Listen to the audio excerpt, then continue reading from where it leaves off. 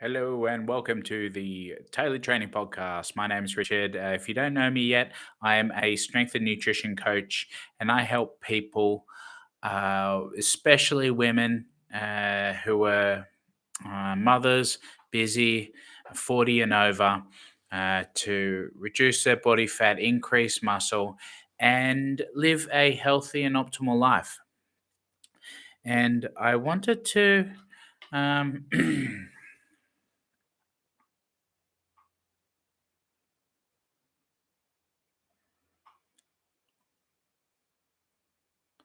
So probably in the last maybe 5 years, the movement towards mental well-being and using a tool, using meditation as a tool for mental and overall well-being has become very popular.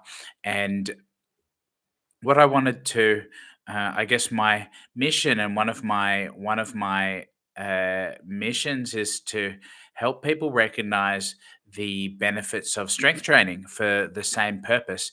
And I've been developing this program, a type of strength training program, which actually integrates uh, a meditation or mindfulness practices uh, within a strength training session and can somewhat replicate a meditation and can have the same benefits as doing a mindfulness meditation.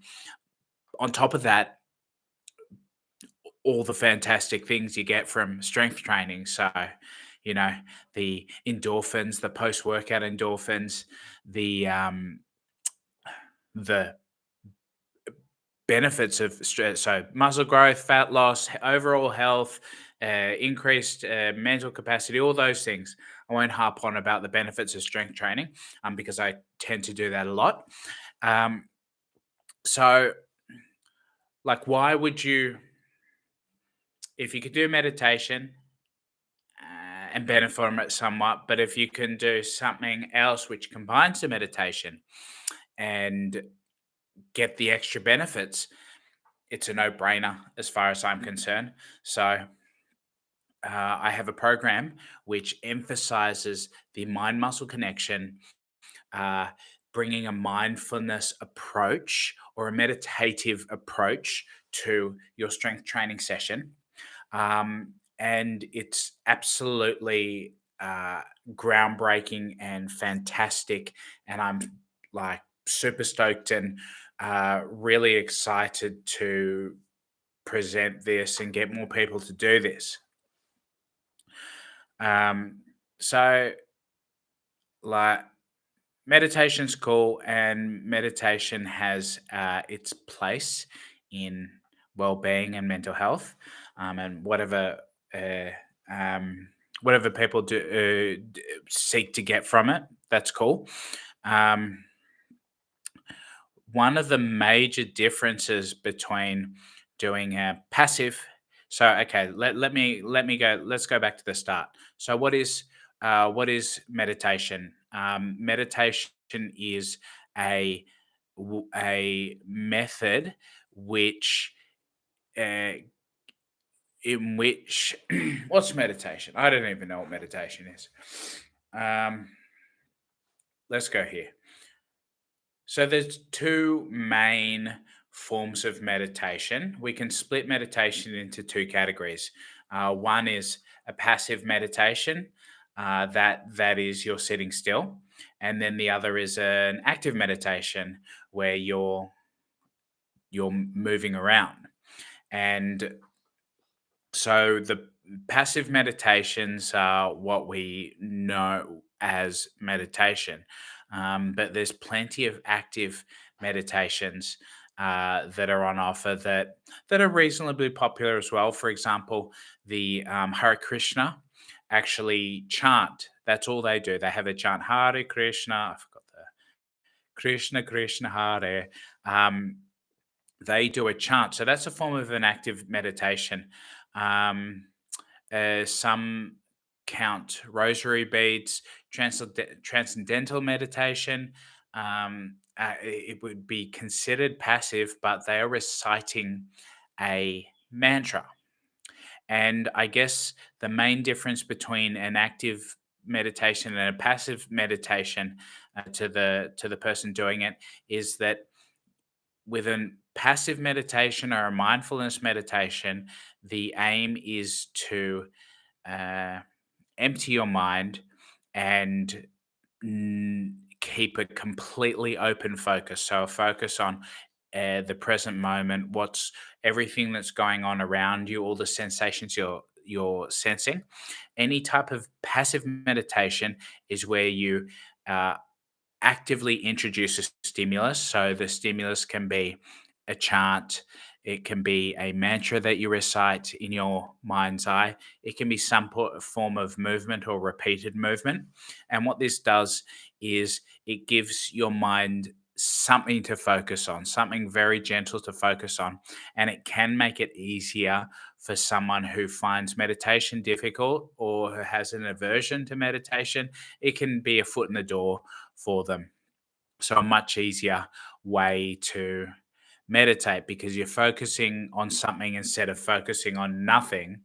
And the thoughts, the monkey mind starts to activate, and you start to your mind starts to push things into your into your thoughts. So thoughts arise, and then you've got to do a job of um, mitigating those thoughts, I guess, just kind of allowing them to pass. And it's a never-ending struggle. I think I've done a fair bit of meditation in my time, and I've actually decided it's most meditation. Meditation's just not for me. I don't personally see a huge amount of benefit in it, in the forms it's being in the forms that it's being currently taught. Um, so, and that type of active meditation is the easiest way to start doing meditation. So, what else can be meditation then? Running can be meditation. Why can't running be a form of active meditation? If you look at Osho's meditation, he does a six. I think it's probably about a 30-minute meditation where you're actually encouraged to move your body during different phases of the meditation. So the whole meditation, apart from the end, I think, or the second last phase of it, is actually active, and some of it's actually super active. So you're actively jumping around. There's a there's a phase in the Osho meditation called catharsis. Maybe I forgot what it's called. I think it's called catharsis, where you uh, expel or you generate as much anger as you can, and expel that through punching, thrashing, shouting, whatever you can do to expel this anger. Um, and actually, that's the best meditation I've ever done. The sensation you get after thoroughly expressing your your most aggressive anger, the the sensation you get after is unreal. Never felt it before. I felt like so like all my blockages to my emotions were gone, and I could more freely express my emotions. And I guess some of the emotions were there was definitely a bit more aggression, but um, maybe that's the way it's supposed to be. Maybe suppressing this aggression or suppressing emotions is not our natural state. Maybe suppressing uh, emotion, suppressing anger is has been uh, uh, put on us culturally, and who knows? I don't know whether it's good or not. That my hypothesis is that that ha- being able to express your emotions as they arise better is healthy, as long as it's not detrimental to other people, of course. But where anger and aggression um, are just emotions, and they don't. An emotion can't hurt someone. So running can be a meditation. I put it to you that if you run with a meditative mindset, if you understand what a meditative mindset is, so I guess a meditative mindset to running would be to focus on a very small aspect of what you're experiencing, as opposed to thinking about other things. So examples of other things you could be thinking about, you could be worrying about, you know, uh, something stressful at work. You could be um, worrying about how difficult it is, and that's not a meditative mindset. You could be waiting, wondering when this run's going to finish. That's not a meditative mindset. So, a meditative mindset in running would be to focus on your strides, focus on the sensations of your body, focus on the sensations of your feet hitting the ground, focus on the sensations of your legs driving with power. And if you can do that in while you're running for 30 minutes, then you've given yourself a 30-minute break from the thoughts or the worries that you're having, and that's somewhat similar to what the passive meditation is trying to achieve. And you might find that when you put your body under this physical stress, being able to control your thoughts is much easier because you've got far less brain power. There's less blood being pumped to your brain. All your blood's being pumped to to your limbs to power this workout and power this run.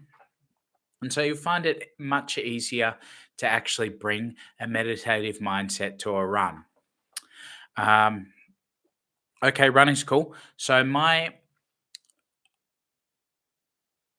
hypothesis is that strength training, if you can bring a meditative mindset to resistance training or strength training, I hypothesize that the outcome that you get is going to be the benefits of meditation, the full benefits of meditation, plus the benefits of the exercise. That is my hypothesis. So, what is meditative strength training? Meditative strength training is uh, exercising, doing repeated movements of an exercise. For example, a bicep curl. And when you're doing a bicep curl, you may think about a bunch of different things. You may think about how difficult the exercise is, how it hurts, when's it going to finish. You may be thinking about something completely different. Maybe thinking about worrying about all the bullshit that we worry about, kids, work, relationships, finances, all that stuff. So, taking your mind and focusing on the sensations that are happening and trying to understand and experience these sensations in their absolute fullest. And the reason I chose a bicep curl as the example is that it's a very simple exercise to start with. And the sensations you feel when you do this are going to be in the right place normally. So in the front of the arm or the bicep, and they're going to be intense enough for you to be able to focus on it very easily. So you're doing a bicep curl and you're focusing on only what's happening in your body. So you're noticing your arm bend and you're sensing your bicep contract. You might feel warmth, you might feel um, pain, you might feel swelling in the muscles, whatever the sensation it is for you, focus on that sensation and really seek to understand what's happening. So for me, I try and do a visualization of what's happening. So I do the bicep curl and I have a reasonable understanding of biomechanics and anatomy. So I can actually understand to a certain extent what's going on, but that doesn't stop a beginner from visualizing and trying to seek to understand what's going on with their level of understanding. So you might imagine this muscle contracting, squeezing, blood pumping to it, working hard. Keep visualizing that. Keep doing the movement and what happens over time. So the set's going to get more and more difficult as opposed to running. Running will your level of the level of intensity stays the same for a long time, but the bicep curl, it's going to get harder and harder. You keep your focus and the pain increases and the swelling and the contracting gets harder to do. That's when your focus shifts more, and your focus is deeply within the muscle that's working and what's happening right now. That is what I believe to be the uh, a meditative approach to strength training, and as on top of it being a meditative approach to strength training, it actually helps you build what they call the mind muscle connection. So, mind muscle connection is the connection between the muscle contracting and your brain and your ability to control individual muscles at will. When your brain says do it, your muscle does it. And that's a coordination thing. So some people do find it difficult to contract the right muscles when they're doing strength training, and then they get the exercise wrong, and there's different muscles working, and they're not getting the workout right. And this can be a process. This is something you need to learn when you do strength training. You need to learn how to firstly move your body the right way, and to move your body the right way, the right muscles need to contract at the right time. So, taking the bicep curl example again, I choose the bicep curl because it's a single joint exercise. The elbow joint is a simple joint, so it's simple to understand, and there's not too many different things that can go wrong or that can confuse this process of developing a mind muscle connection. Um, but when we get to multi-joint exercises like a row or a shoulder press or a bench press or a squat or a deadlift, what can happen is, because there's lots of different muscles that have to work together, different muscles can work that are not supposed to work or work at the wrong times. So you might, if you've read anything about or listened to anything about kind of ex- different exercises, when you do something like a row, people will shrug their shoulders, and you're not supposed to shrug your shoulders. And so one way to know that you're not shrugging your shoulders is to feel the contraction, not in your neck and shoulders, but in the middle of your back. And so if we bring a meditative approach to uh, a row and focus on this muscle group in between your shoulders doing the work, it can, one, we know if you can feel that, if you can sense that in your body, and if you can get your brain to tell that muscle to contract, that means the right muscles are doing the work. and the wrong muscles are less likely to be doing the work. So yeah, super interesting stuff. This isn't talked about anywhere else. So I'm literally uh, uh, using my many years of experience to develop this concept of meditative strength training. Definitely, mind muscle connection is being talked about a lot, but I don't know anyone who's made the connection between this mind muscle connection, this process of developing a mind muscle connection, and mm, bringing a meditative uh, mindset to strength training or any type of exercise.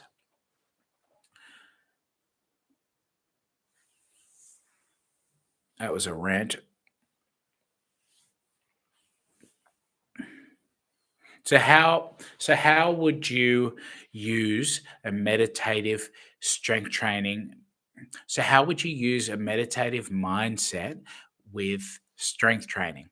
So say you've not done any exercise before, you're new to strength training, you want to build some muscle, you want to burn some fat, and you know you want to do strength training. So the first thing you would do is you would choose an exercise that's super simple.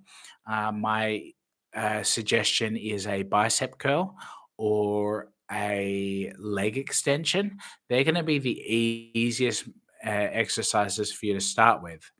And so you, for a bicep curl, you'll need a dumbbell.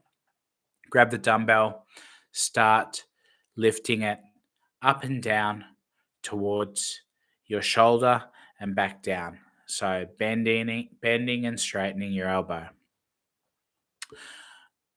Do that about 10 or 15 times and see if you can notice a contraction.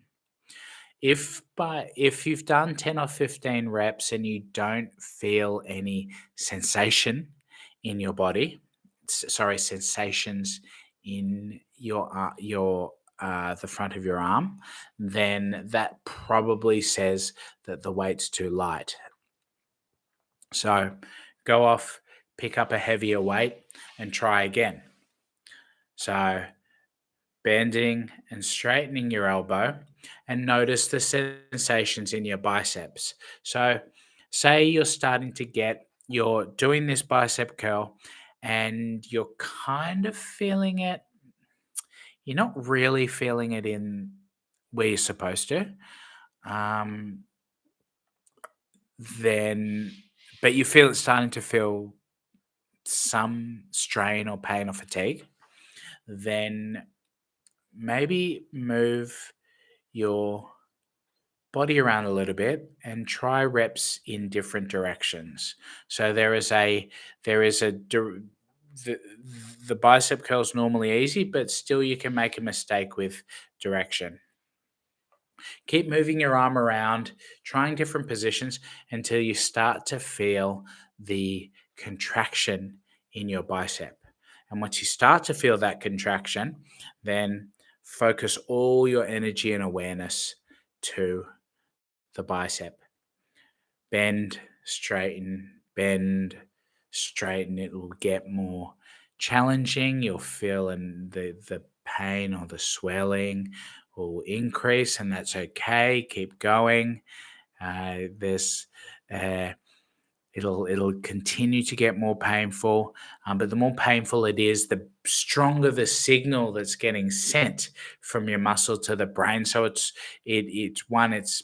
is helping your muscles strengthen and grow, but two, it's strengthening the connection between the mind and your muscle. So focusing your energy on it. Don't let anything shift your focus. You'll find that this is actually very easy as the pain increases. It's very easy to focus your attention on a contracting muscle. So keep yourself focused there. And when it becomes too difficult, your arm starts to shake or you can't move properly anymore, then you can stop and have a break. Yeah.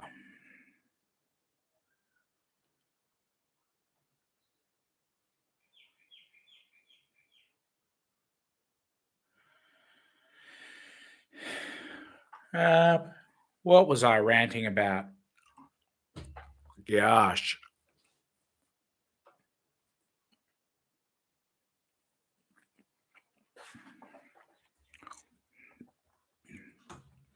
what else?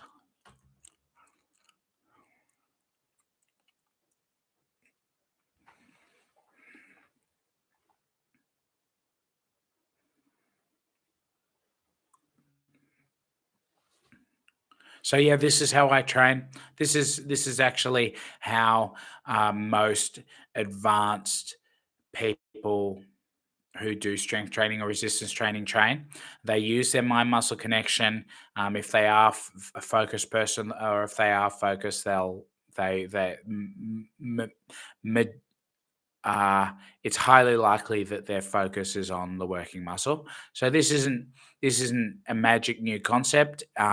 It's just making uh, uh, shedding light on this. Uh, I don't know what I'm saying.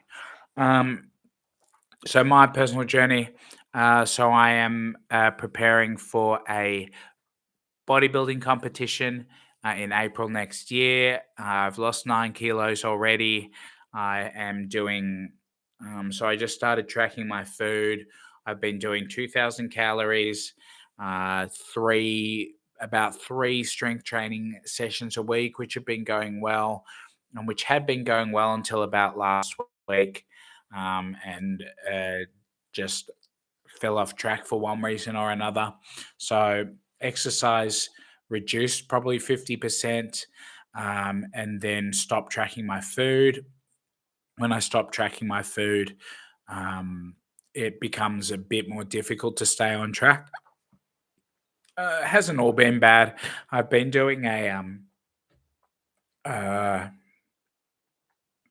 I've been doing a cheat day on Saturdays, which with, I guess, varied success. Some Saturdays have been like very, I've been super hungry by Saturday. I have enjoyed all my food. Um, been very intentional with the food I've chosen. So Saturday is normally like a carb up day, and so I'll make a really nice pasta. I'll have a pizza for dinner. I'll have some ice cream, and I'll have some chips. Um, and which is totally fine. And I'll wake up, like, if I do that with intention, I'll wake up the next day, uh, possibly a little bit leaner. Um, so body needs it. Um, but I guess when it becomes mindless eating, then that's when mindless eating, so I don't get the kind of like emotional nourishment from it. I don't get to notice, like, oh, I've been really wanting this pasta and I get to have it. So I enjoy it. But if it's just like random snacks that I don't even notice I'm having, it's kind of it kind of defeats the purpose, and it's a little bit of a, um, they're, they're just not getting that much out of it. And then when the so Saturday's a refeed or a cheat day, and then when Sunday, if Sunday's like an event or a social event, and you continue on this like shitty, or I guess, yeah, no, the cheat day extends to 2 days, then it becomes um then I start to either stagnate or possibly even go backwards, which I did last week.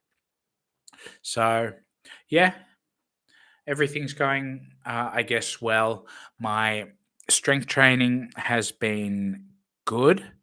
My I only do upper body strength training. Unfortunately, I can't do anything lower body until I get my hip surgery. Um, got a left shoulder. I've got some referred pain down to my elbow, which is like a pain in the ass, but it hasn't significantly affected my strength training. My lifts are actually reasonable. They're close to the strongest they've ever been, and it's not bad considering I've got two shoulder injuries. So yeah, I'll take that. That's good. Um, and just aiming to be uh, moderately medium level of aggressiveness in terms of calorie restriction. So 2000 calories for me. I think my recommended calorie intake is between 2000 is about 2400, and 2000 is pushing it a little bit because it's a bit easier to um, make a mistake if you're eating 2000 calories, and you need 3000 calories. Your body wants 3000 calories, but you're only giving it 2000 calories. You'll start to get a bit hungry. But if your body wants 3000 calories and you give it 2500 calories, 2400 calories, body doesn't have a huge problem with being 500 calories below. It won't scream out at you very often, which is generally why people recommend a slight calorie restriction, um, 10-15% calorie restriction. Yeah. What else? What else? What else? What else? Da All right. I'm done.